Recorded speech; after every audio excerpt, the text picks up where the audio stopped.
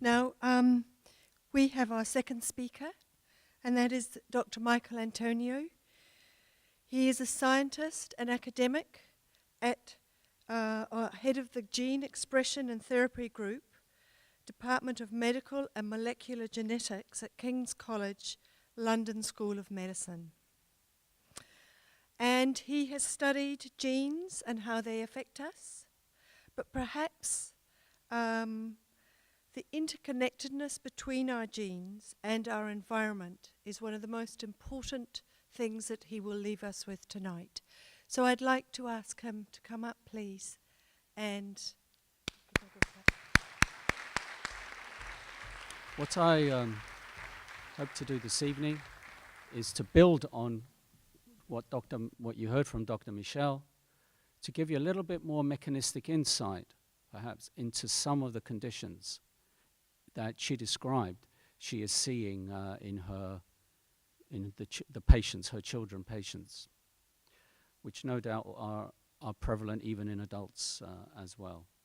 And I'm going to do it from my background of molecular biology.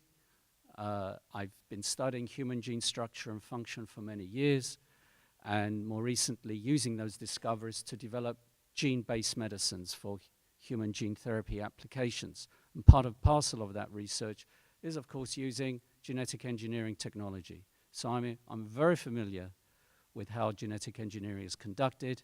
I've used genetically modified organisms that range from viruses to mice. So I know what the impact is of introducing transgenes, foreign genes, into organisms, what that entails and what the outcomes are. And whereas somebody like me, people like myself in the clinical sphere, we conduct our work under what we call contained use applications. That means we do not release any genetically modified organisms into the environment that can replicate and spread. That would not be a good thing, because that would, the consequences are unknown. We respect that the genetic engineering process is not precise and that there are inherent unpredictable components. So we need to use the technology wisely, responsibly, in a contained manner for targeted applications. When I look across to the agricultural sector, where very similar technologies are being used, and where, well, to be honest, if I'm to put it bluntly, it seems to be a free-for-all, where genes are introduced into various organisms. It's not just plants, but even bacteria and viruses have been engineered for release into the environment in an agricultural setting. And I'm horrified at this very slapdash approach, really. And why I have that view, I hope to elaborate this evening. I won't have time to go into the technical aspects of genetically modified organisms and their associated pesticides because of the time constraints. So if you wish to follow up the issues that I will raise in greater detail, I recommend you go to the Earth Open Source website and download a free copy of our report, GMO Myths and Truths. This is a report that we launched last summer. I'm co-author on this, and where it's a reference that gives you an evidence-based evaluation of the claims of safety and efficacy of GM crops. Why should we be worried about GM foods? Because after all, our governments, our regulators are saying, oh, don't worry, this technology is very precise, it's been proven safe, and therefore we should just eat it and not worry. Which maybe brings me to a point where I'd like to ask a question. How many of you here would, based on what you know, and please don't be shy when you respond, how many of you here would be happy to eat GM foods? Oh, we've got a few, and I don't blame you. You know, we should have, you know, we've got trust in our regulators. They're there to serve us. They've got our safety first and foremost in mind. So if they say they're safe, then why shouldn't we eat them and not worry? Well, as you will, I'm going to be quite critical of regulatory agencies through my talk this evening, and I hope I can say enough to show you why perhaps some of my criticisms are justified. But what is it about GM foods that I feel could give cause for concern and may be contributing, as Dr. Perot before me hinted, to the conditions that she is seeing in her patients? Well, if I was to encapsulate the key features of the GM transformation process that make it radically different from normal methods, normal natural reproduction, normal cross-pollination, sexual reproduction methods of producing crops, it would be this: that GM allows the transfer of genes between totally unrelated organisms. So you can move genes from viruses, from bacteria, from animals and unrelated plants into crop plants. And that process involves the random insertion of an artificial gene unit into the crop. So as a result, this brings about combinations of genes that have not evolved to work together in a harmonious manner. Why is that important? At the time when GM crops were first began to be conceived and generated, back in the early 1980s, we knew virtually nothing about the complexities of how genes are organized within the DNA of an organism, including humans, of course, and more importantly, how those genes are regulated, how they're controlled.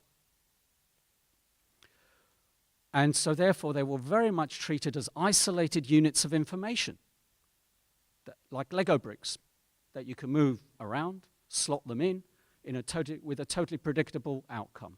That is the way genes are treated in generating GM plants, transgenic plants. That is no longer, our understanding of genetics has now advanced to the point where that view, that conception is just totally flawed. Genes do not work as isolated units of information. They work as they work in families, and families work together. In other words, every gene is part of a very sophisticated, integrated network of function. So the context in which a gene exists, as much as the information that it contains, is part and parcel of its identity and purpose. So when you take a gene, even from a bacterium, and you insert it in a random fashion into a plant, you're taking a gene and putting into a new context, a new environment, in other words, in the context of other genes with which it has not evolved to work in a harmonious, balanced manner. So that's the first source of concern from fundamental genetics, my own field of investigation. The second aspect, so just to summarize that, GM brings about combinations of genes, new combinations of genes, crossing species barriers in the vast majority of situations, and which, as a result, genes which have not evolved to work harmoniously together. The second point about the GM transformation process is that it is not precise. It causes mutation, damage to the DNA during the process. Two levels of damage, two principal levels of damage. One is the insertion of the GM gene will disrupt one or more gene functions. And secondly, the overall process of GM transformation causes random damage throughout the DNA of the plant. Hundreds or thousands of points of damage within the DNA of the plant. Many of these points of damage will carry through to the marketed product. So at the end of the day, the combined effects of GM, the mutational effect of the GM transformation process, and the novel combinations of genes, of gene products, will always, to a lesser or greater degree, disrupt the genetic and protein biochemical function of the plant. And that in turn, if you disrupt the biochemistry, that in turn can lead to the generation of novel, new toxic effects, allergies, and altered nutritional value. And this is why I feel GM crops need to be evaluated for their safety in a very generic manner. And especially not only for acute toxicity, but especially what impact they may have on long-term consumption basis. but they're highly regulated. It is claimed those who are endorsed GM crop technology, they say they're the most highly regulated foods ever produced by mankind, and that their regulatory evaluation has passed them as being perfectly safe. So again, should we be worried if the regulator says they are safe? Well, unfortunately, there isn't an all-binding international regulatory framework for the evaluation of the safety of GM foods. So what we have at the moment is that the regulatory agencies around the world are highly variable. In the United States, GM crops are basically deregulated, and a company can market a product with virtually no safety evaluation at all. In Europe, we're supposed to have the world's strictest GM safety evaluation, where and some analysis is required, some safety analysis is required. Here in New Zealand and Australia, I know share your food safety regulatory agency, and I think it falls somewhere in between in terms of what it does between Europe and the United States. But for me, regardless of what agency we talk about, they're all grossly inadequate. And they're inadequate on many, many levels. I just list a few here that, for me, are key, inexcusable deficiencies. One is that all agencies fail to fundamentally question the technology in the way that I introduced it at the beginning. They fail to place the technology in our ever-advancing basic science of genetics, because if they did, they would realize that what may have been a good idea 20, 30 years ago isn't any longer, because the basic science tells you that the genes, you can't treat genes as isolated units of information. So the technology, no regulatory agency ever fundamentally questions the technology per se. Secondly, the only safety data, when requested, like it is in Europe, is provided only by the developer company. No independent evaluation of a GM food, independent of the company that wishes to market this product, is ever taken into account by a regulatory agency. Any analysis of the GM food is very superficial in terms of its composition. No detailed, in-depth analysis, and that's inexcusable because we have technologies today that can literally take apart an organism and give us a complete gene expression, protein profile, and small molecule profile. So this concept of substantial equivalence that is there to support safety of GM foods is totally flawed. And lastly, and I think this is my most major concern, and that stems from the fact that the unpredictability of the technology is not fully acknowledged by regulators, is that there is no requirement by any regulatory agency to evaluate the consumption of GM foods on a long-term basis. And what do I mean by long-term? At least 2 years. If a developer company provides any safety data at all, as it sometimes does when it applies for approval in Europe, it's for just 90 days feeding studies in rats, maximum. Sometimes it's even less. 90 days of a lifetime of a rat is about 7-8 years life in a human. But the regulator extrapolates from this 90 days to a lifelong, the safety implication on a lifelong basis. I'm afraid that isn't science. That's not being true to the science at all. It's not science whatsoever. What could be the sources of GM foods and that could be contributing to escalating illness in society? There are 3 sources for me that there's more than this, but these are 3, I feel, the most key sources of potential health risk from the consumption of GM foods. First of all, the product of the introduced GM gene, the foreign GM gene or transgene as we call it. And for example, many crops, about 20% of GM crops, are engineered to express an insecticide called Bt toxin. Bt toxin is actually exists in nature. It comes in a class of bacteria called Bacillus thuringiensis, hence the term Bt toxin. And Bt toxins extracted from these bacteria can be used as natural insecticides by conventional and organic farmers. They have a very selective, they will target certain insects and not harm others. Bt toxin is a potential health risk because the way it's engineered into a GM food is very different to how it exists in the bacteria and how it can be extracted and used as a natural insecticide. And so with that comes new health risk. Secondly, as we heard from Dr. Michel again before me, that in fact most GM crops, about 80% of them, are engineered to tolerate application of herbicides. In particular, the glyphosate-based herbicides, the most common of which is Roundup. What does that mean? It means that you and I, as the consumer, will get exposed to high residue levels of these herbicides, these pesticides in the foods that's derived from them. Is there a negative health impact from that? Well, maybe you've heard enough, but I'll provide you with some more evidence that actually things may be even worse. And lastly, another source of health risk is from what I mentioned before, which is that due to the effect of the GM transformation process, the disturbed biochemistry of the plant that results from the GM transformation process can produce novel toxic and allergic effects.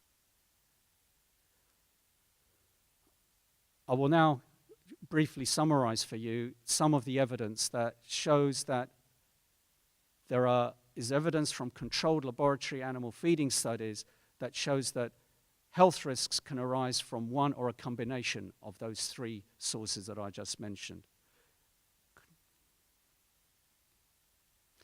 Controlled animal feeding studies conducted both by academic scientists and even, if you look carefully at the industry studies conducted as part of their application for marketing approval,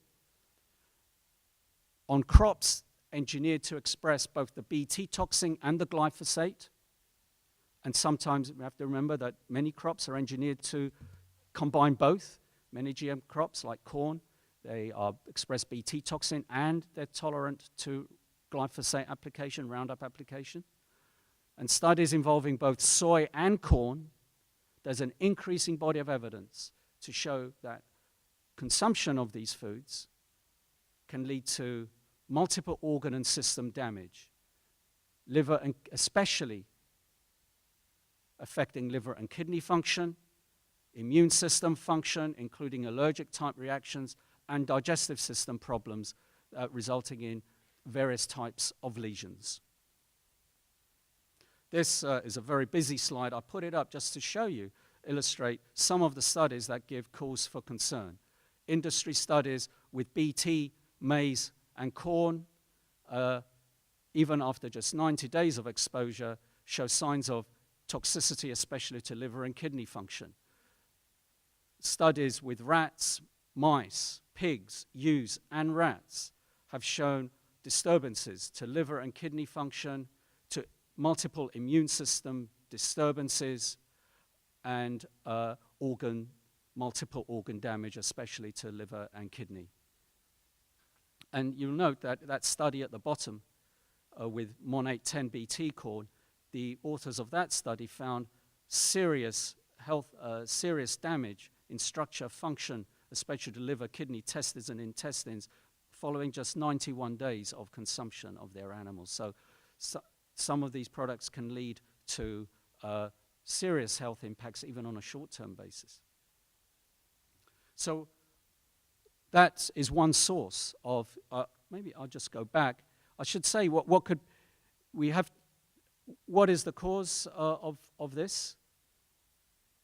The studies aren't deep enough, broken up enough to know whether it's the Bt toxin in the crop or whether there's damage from the GM transformation process that is causing this toxicity. We cannot distinguish on the basis of these studies which is the source.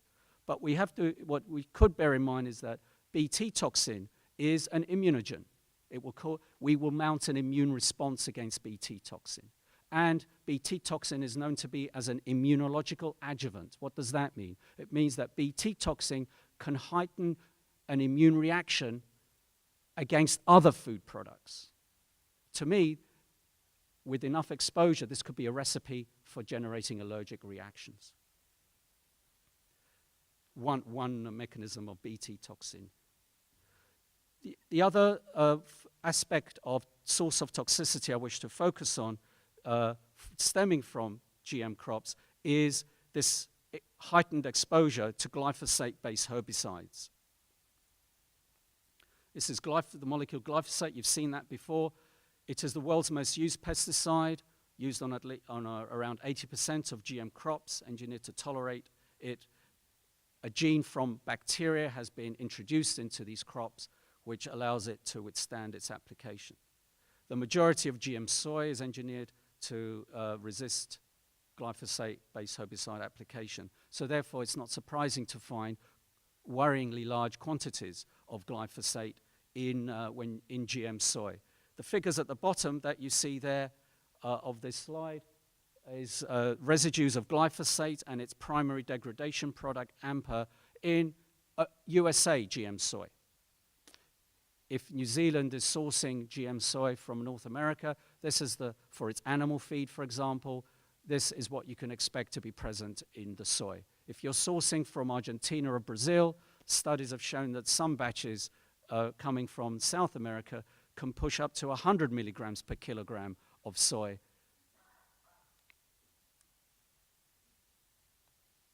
But glyphosate-based herbicides are safe, aren't they? How many of us here use Roundup in our gardens? Yeah, good. Not surprised. It's very effective. And perhaps you look like these people, you know. They're not wearing any protective clothing, no gloves, no mask, short sleeves, and they seem to be very happy using it because it's very effective. And why should we be, and I wouldn't blame you if that's the way you used it, because the regulator says that glyphosate is safe.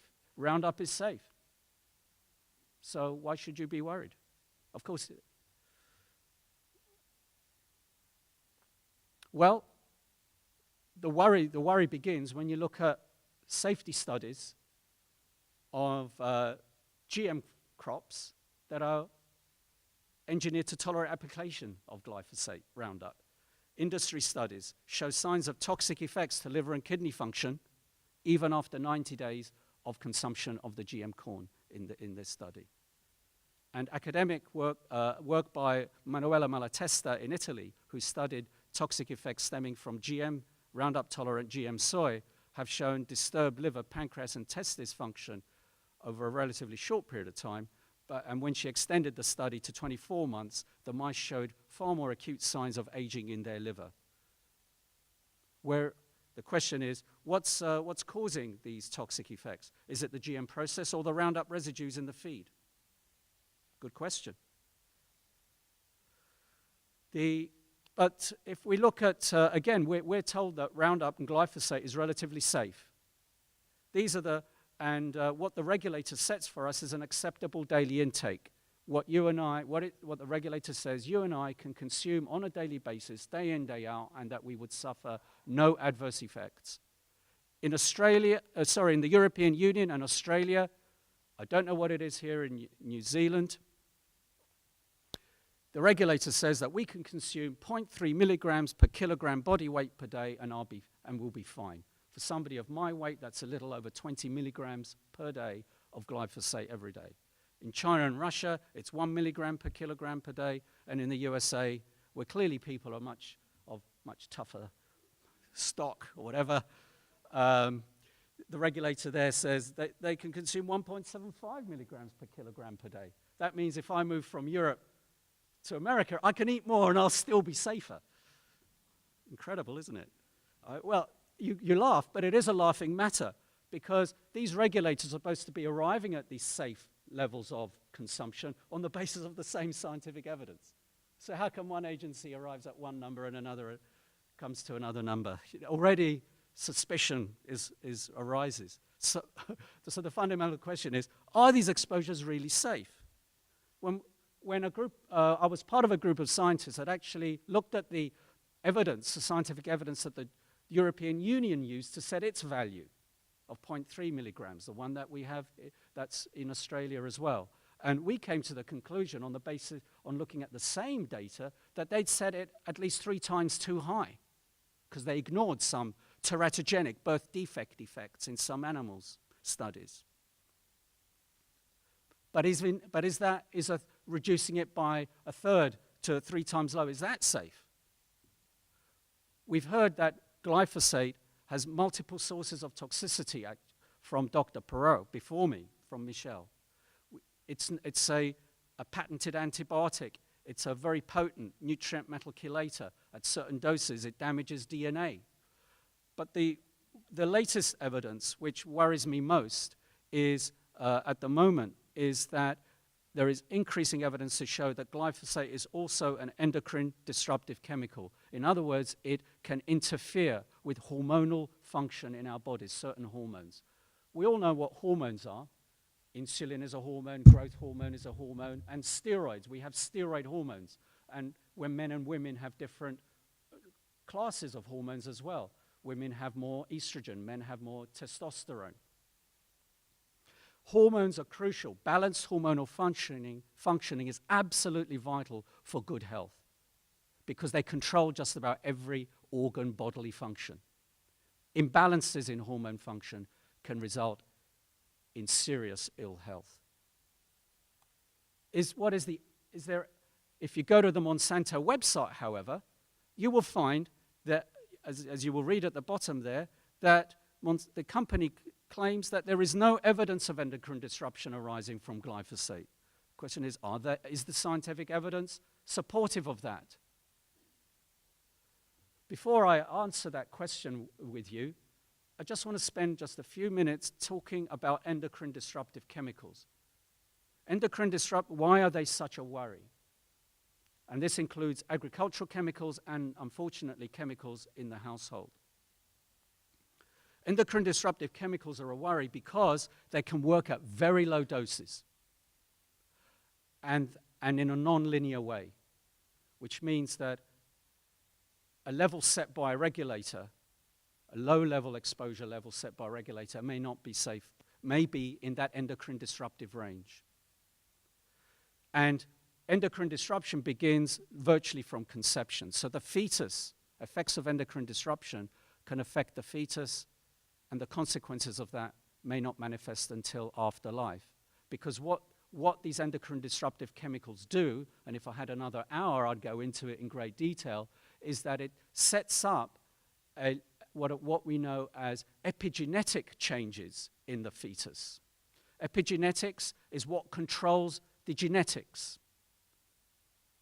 The genes are regulated. Epigenetics are layers of gene control that sit on the DNA.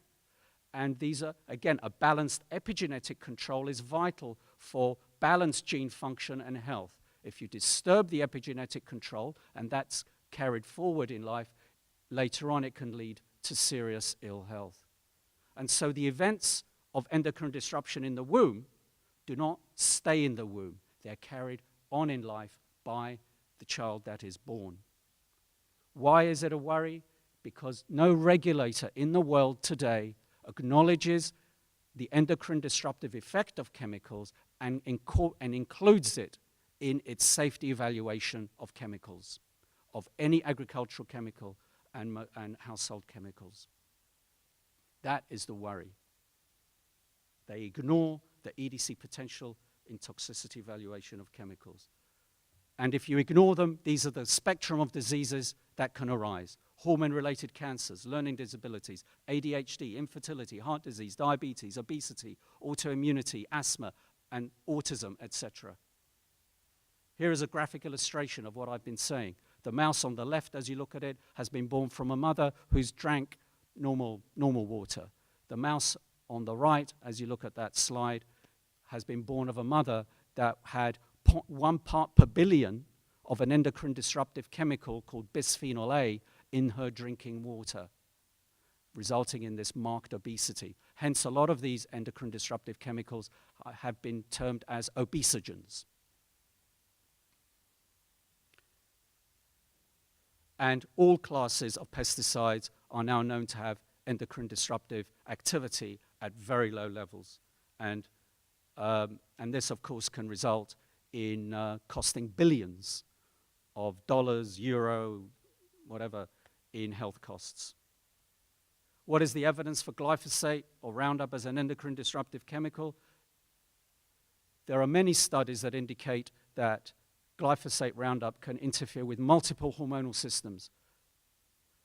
But the ones that convince me at the moment that there is definitely an effect there that we need to look into in greater detail are summarized on this slide here.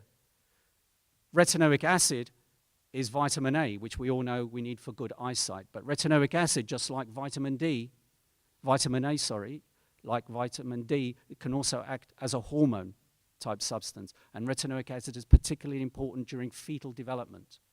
If retinoic acid is disrupted during fetal development, it can give rise to birth defects. And work conducted by Professor Carrasco in Argentina showed that glyphosate and Roundup cause disruption of retinoic acid and birth defects in the frog and chick model systems that he used. And the kinds of defects, birth defects he found in these animals was exactly what is found in the Argentinian population in the rural areas, escalating birth defects arising from the increasing use of Roundup in conjunction with GM soy cultivation. And then we have some very convincing data that glyphosate can interfere with estrogen. In particularly a number of studies that show that glyphosate can mimic the effects of estrogen, and that it can augment its function. And in particular, it can cause growth, proliferation of human breast cancer cells. Breast cancer is hormone dependent and independent. Women who are fortunate to have hormone-dependent breast cancer, they will be given tamoxifen to try to block the effect of the estrogen. Glyphosate can mimic the effect of estrogen. And there is evidence to suggest that it's only preliminary, so we must take this with extreme caution, that glyphosate can interfere with or can augment human breast cancer cell growth through in a manner which is not blocked by tamoxifen. But certainly, glyphosate can promote human breast cancer cell growth from these laboratory studies, as well as lead to organ damage. Adjuvants are another worry in these pesticide mixtures. A pesticide is not just a single chemical, it is a complex mixture of chemicals. If you just spray glyphosate on a plant, nothing happens, because the glyphosate can't get into the plant to kill it. So the manufacturer mixes in a whole range of different other organic substances that punch holes into the plant cell wall, allow the glyphosate to get in and kill the plant.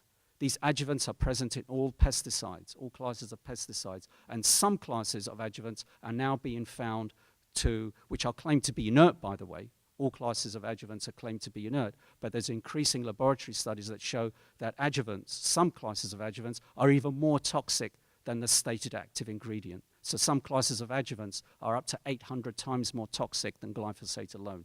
Why is that a worry? No regulator evaluates the adjuvants for toxicity.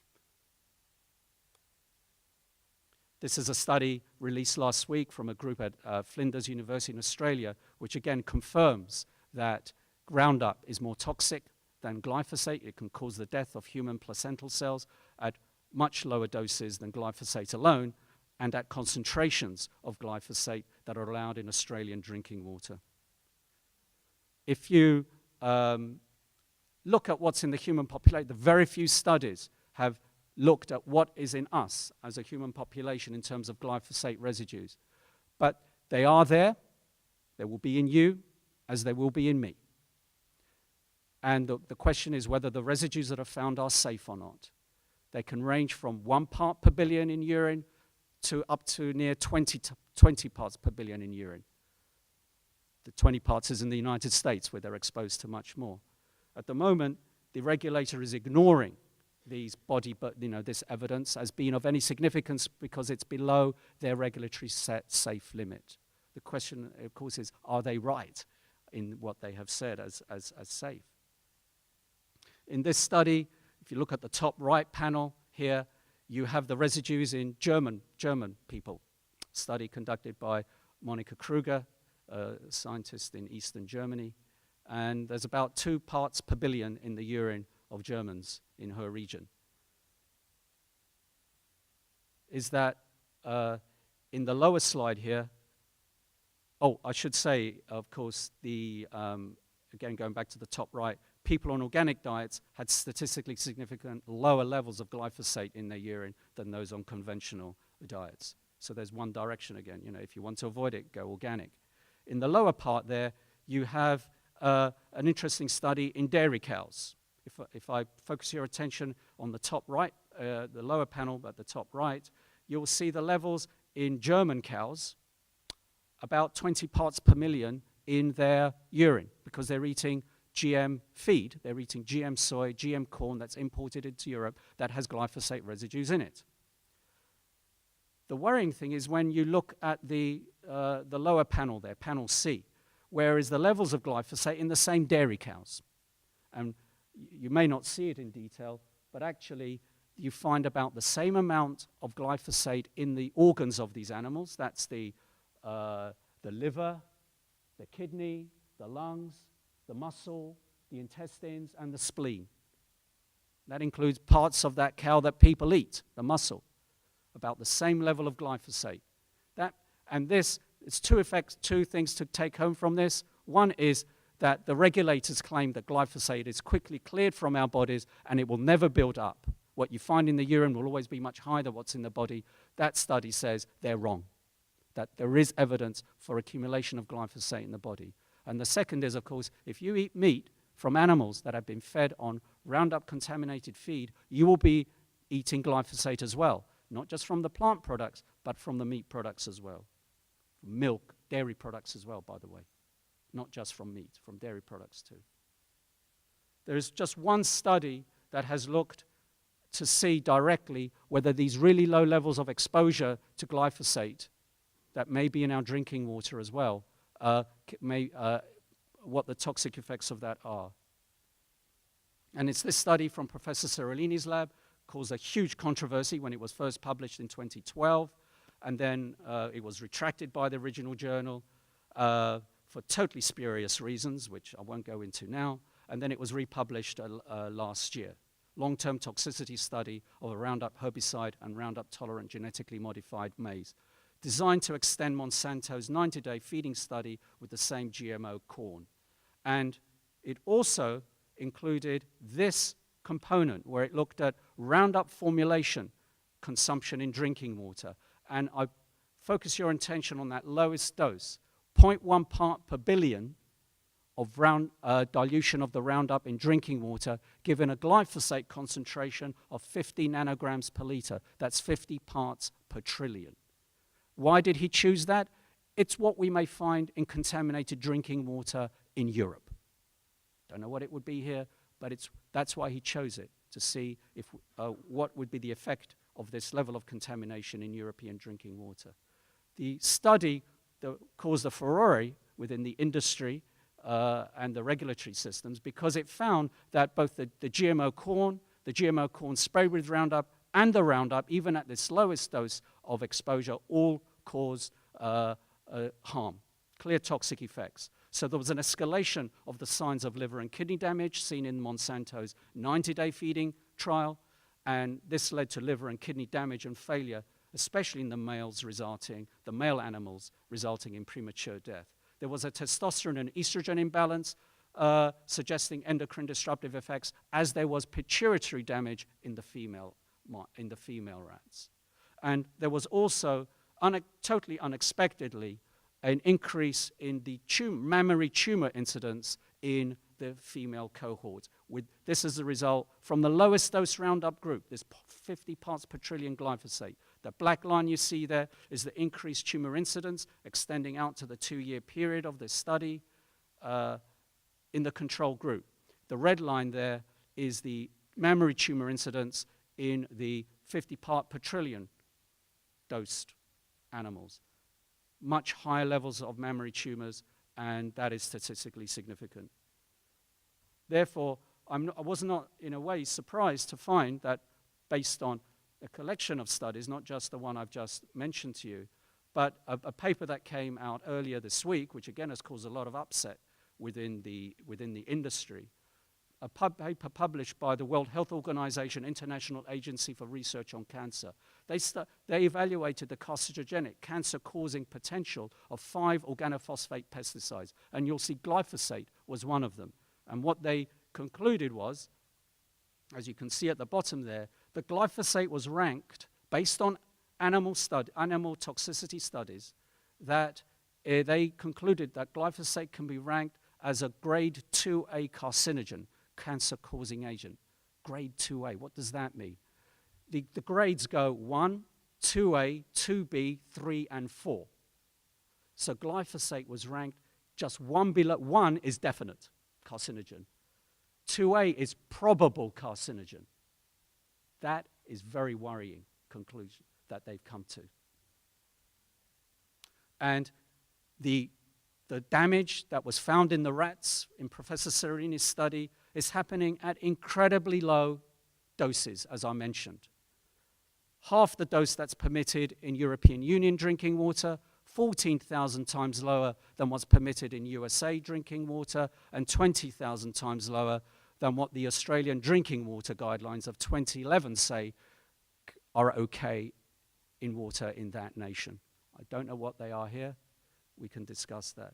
But if you look at what these rats were consuming on a daily basis that resulted in these multiple organ damage and increased trend in mammary tumors, they are literally tens to hundreds of thousands of times below what the acceptable daily intake set by our regulators anywhere in the world. What could be causing it? I believe that a component, in addition to what we can add to the spectrum of sources of toxicity from glyphosate, endocrine disruption, and we're doing more work to try and nail that. So is Monsanto right to say that there is no evidence of endocrine disruption? I think we can put a very big question mark over that. Are our regulators, are these levels of acceptable daily intake really safe, set by regulators around the world? I think we can put a big question mark over that. Because I believe that even based on the current evidence alone, and there are gaps there, so we need to do more, nevertheless, based on the current evidence at the moment alone, I don't believe that a safe dose of glyphosate or Roundup is known today. It's an unknown quantity, the safe level of exposure. And so we need to take this on board and change things, like withdraw it from the market, to put it bluntly. Because I'm a life sciences, I'm a health scientist, you know. I don't care about my company profits. I put the safety of, safety is paramount. Well, we can discuss that later. The person after me, you'll hear a lot about it from Zen after me, so let's hold on to that. In terms of the GMOs, I hope I've also given you sufficient evidence, and I've only covered some of the data. Believe me, there's more. Go to our GMO Myths and Truths if you want a more comprehensive evaluation of the evidence that GMOs, GMO foods, there is increasing evidence to show that the GM transformation process gives clear signs of toxicity, especially to liver and kidney function, on a short-term as well as on a long-term basis. And the sources of this toxicity can be multiple. The GM gene products, such as Bt toxin, the herbicide residues, glyphosate in particular, and the mutagenic effects of the GM transformation process. There is evidence that that toxic effects observed can arise from a combination of all of these. And therefore, we need to confirm or refute these observations in long-term animal feeding studies. And that I believe, even based on the evidence, again, as we have it now, is that no GMO crop and food can be categorically stated as safe to consume, especially on a long-term, lifelong basis. And that any claims that there is a consensus on the safety of GM foods, that the debate is over and that we should simply embrace them and welcome them, are totally unfounded. There is no scientific consensus on GMO food safety. Thank you very much.